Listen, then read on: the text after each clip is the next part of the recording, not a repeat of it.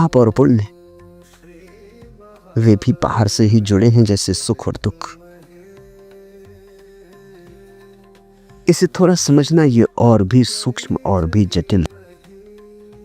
ये तो बहुत लोग तुम्हें समझाते मिल जाएंगे कि सुख दुख बाहर से मिलते नहीं, सिर्फ तुम्हारे ख्याल में। लेकिन जो लोग तुम्हें समझाते हैं बाहर से सुख ना मिलेगा और इसलिए बाहर से दुख भी नहीं मिलता, वे भी तुमसे कहते हैं पुण्य करो पाप ना करो। शायद वे भी समझे नहीं, क्योंकि समझे होते तो दूसरी बात भी बाहर से ही जुड़ी है। क्या है दूसरी बात? वो पहली की ही दूसरा पहलू है। पहला है दूसरे से मुझे सुख मिल सकता है, मिलता है दुख, इसलिए राग बांधता हूं और द्वेष फलता है। बोता राग के बीच हूं, फसल द्वेष की काटता हूं। चाहता हूं राग, हाथ में आता है द्वेष, तड़फड़ाता हूं। जैसे बुद्ध ने कहा, कोई मछली को सागर के बाहर करके तट पे तड़फड़ा है, ऐसा आदमी तड़फड़ाता है। फिर पाप पुण्य क्या है? पाप पुण्य इसका ही दूसरा पहलू है। पुण्य का अर्थ है मैं दूसरे को सुख दे सकता हूं, पाप का अर्थ है मैं दूसरे को दुख दे सकता हूं। तब तुम्हें समझ में आ जाएगा, दूसरे से सुख मिल सकता है ये, और मैं दूसरे को सुख दे सकता हूं, ये दोनों एक ही सिक्के के दो पहलू हुए। दूसरा मुझे दुख देता है ये, और मैं दूसरे को दुख दे सकता हूं, ये भी उसी बात का पहलू हुआ। इसलिए बुद्ध ने इस सूत्र में बड़ी महिमापूर्ण बात कही है। कहा है कि जिसके चित्त में न राग रहा न द्वेष, जो पाप पुण्य से मुक्त है। क्योंकि जब यही समझ में आ गया कि कोई मुझे सुख नहीं दे सकता, तो ये भ्रांति अब कौन पालेगा कि मैं किसी को सुख दे सकता हूं? तो कैसा पुण्य? फिर ये भ्रांति भी कौन पालेगा कि मैंने किसी को पाप किया, किसी को दुख दिया? ये भ्रांति भी गई। सुख दुख के जाते ही, राग द्वेष के जाते ही पाप पुण्य भी चला जाता है। पाप पुण्य सुख और दुख के ही सूक्ष्म रूप है। इसलिए तो धर्मगुरु तुमसे कहते कि जो पुण्य करेगा वो स्वर्ग जाएगा। स्वर्ग यानी सुख। तुमने चाहे इसे कभी ठीक ठीक न देखा हो, और धर्मगुरु कहते हैं जो पाप करेगा वो नर्क जाएगा। नर्क यानी दुख। अगर पुण्य का परिणाम स्वर्ग है और पाप का परिणाम नरक है, तो एक बात साफ है कि पाप पुण्य सुख दुख से ही जुड़े। जब सुख दुख ही खो गया तो पाप पुण्य भी खो जाते। ध्यान रखना, दुनिया में दो तरह के भयभीत लोग हैं। जिनको तुम अधार्मिक कहते हो वो डरे हैं कि कहीं दूसरा दुख न दे दे, और जिनको तुम धार्मिक कहते हो वो डरे हैं कि कहीं मुझसे किसी दूसरे को दुख ना हो जाए। जिनको तुम अधार्मिक कहते हो वो डरे हैं कि कहीं ऐसा ना हो कि मैं दूसरे से सुख लेने में चूक जाऊं, और जिनको तुम धार्मिक कहते हो वो डरे हैं कहीं ऐसा ना हो कि मैं दूसरे को सुख देने से चूक जाऊं। तो तुम्हारे धार्मिक और अधार्मिक भिन्न नहीं, एक दूसरे की तरफ पीठ किए खड़े होंगे, लेकिन एक ही तल पर खड़े हैं। तल का कोई भेद नहीं। कोई तुम्हारा धार्मिक अधार्मिक से ऊंचे तल पर नहीं, किसी और दूसरी दुनिया में नहीं। चाहे पतझड़ हो चाहे वसंत, दोनों ही क्षणभंगुर हैं। दोनों अभी हैं, अभी नहीं हो जाएंगे। दोनों पानी के बुलबुले हैं। दोनों ही क्षणभंगुर हैं। दोनों में कुछ चुनने जैसा नहीं है, क्योंकि अगर तुमने बहार को चुना तो ध्यान रखना, अगर तुमने वसंत को चुना तो पतझड़ को भी चुन लिया। फिर वसंत में अगर सुख माना तो पतझड़ में दुख कौन मानेगा? ध्यान रखना, ये जानना सुख में होना चाहिए, दुख में नहीं। दुख में तो बहुत पुकारते हैं परमात्मा को और फिर सोचते हैं शायद उस तक आवाज नहीं पहुंचती। दुख में पुकारने की बात ही गलत है। जब तुमने सुख में न पुकारा तो तुम गलत मौके पर पुकार रहे। जब तुम्हारे पास कंठ था और तुम पुकार सकते थे तब न पुकारा। अब जब कंठ अवरुद्ध हो गया है तब पुकार रहे। अब पुकार निकलती ही नहीं। ऐसा नहीं कि परमात्मा नहीं सुनता है, दुख में पुकार निकलती ही नहीं।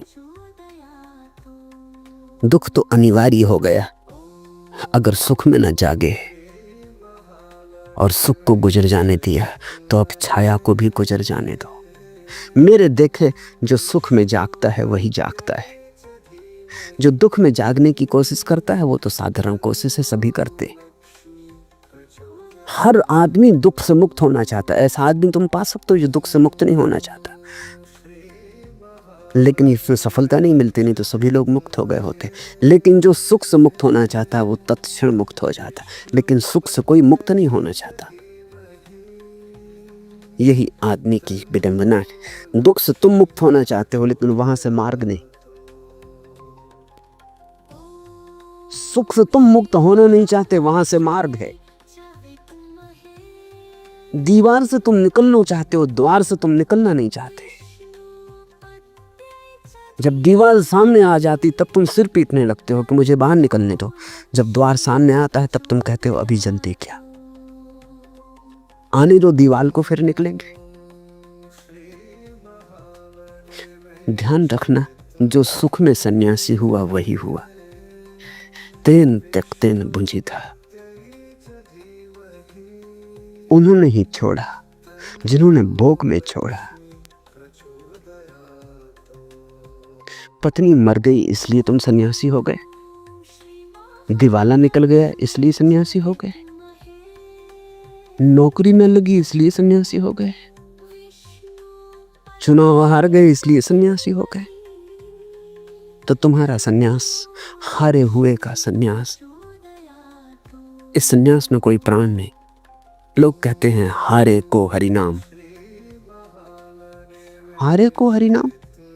हारे हुए को तो कोई हरि का नाम नहीं हो सकता। जीत में स्मरण रखना बड़ा मुश्किल है, क्योंकि जीत बड़ी बेहोशी लाती। जीत में तो तुम ऐसे अकड़ जाते हो कि अगर परमात्मा खुद भी आ रहा है तो तुम कहो फिर कभी आना, आगे बढ़ो, अभी फुर्सत नहीं। और मैं तुमसे कहता हूं परमात्मा आया है क्योंकि जीत में द्वार सामने होता है, लेकिन तुम अंधे होते हो। जिसके चित्त में राग नहीं, और इसलिए जिसके चित्त में द्वेष नहीं, जो पाप पुण्य से मुक्त है, उस जागृत पुरुष को भय नहीं। भय क्यों पैदा होता है?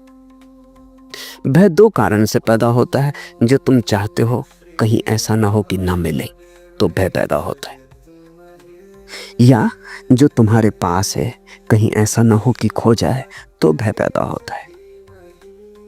लेकिन जागृत पुरुष को पता चलता है कि तुम्हारे पास केवल तुम ही हो और कुछ भी नहीं, और जो तुम हो उसको खोने का कोई उपाय नहीं। उसे न चोर ले जा सकते हैं, न डाकू छीन सकते हैं। नैनम छिदन्ति शस्त्राणि, उसे शस्त्र छेद नहीं पाते। नैनम दहति पावका, उसे आग जलाती नहीं। जागृत को पता चलता है कि जो मैं हूं वो तो शाश्वत सनातन है, उसकी कोई मृत्यु नहीं। सोया कपता है, डरता है कि कहीं कोई मुझसे कुछ छीन ना ले। तुम्हारी भ्रांति है कि तुम्हारे पास कुछ है, तुम्हारी मालकियत झूठी। हाँ, जो तुम्हारे पास है वो तुम्हारे पास, उसे कभी ना किसी ने छीना, न कोई छीन सकेगा। असलियत में संपदा की परिभाषा यही है कि जो छीनी ना जा सके। जो छीनी जा सके वो तो विपदा है, संपदा नहीं। वो संपत्ति नहीं है, विपत्ति है। तो दो डर हैं आदमी जिनसे कपता रहता है, कहीं मेरा छिन न जाए। स्वभाव था तुमने जो तुम्हारा नहीं उसको मान लिया मेरा, इसलिए भय है, वो छिनेगा ही। सिकंदर भी न रोक पाएगा, नेपोलियन भी न रोक पाएगा, कोई भी न रोक पाएगा, वो छिनेगा ही। वो तुम्हारा कभी था ही नहीं, तुमने नाहक ही अपना दावा कर दिया था। तुम्हारा दावा झूठा था, इसलिए तुम भयभीत हो रहे हो। और जो तुम्हारा है वो कभी छिनेगा नहीं, लेकिन उसकी तरफ तुम्हारी नजर नहीं। जो अपना नहीं है उसको मान के बैठे हो, और जो अपना है उसे त्याग कर बैठे हो। संसार का यही अर्थ है, संपदा का त्याग और विपदा का भोग। संसार का यही अर्थ है, जो अपना नहीं है उसकी घोषणा की मेरा है, और जो अपना है उसका विस्मरण। जिसको स्वयं का स्मरण आ गया वो निर्भय हो जाता है। निर्भय नहीं, अभय हो जाता है।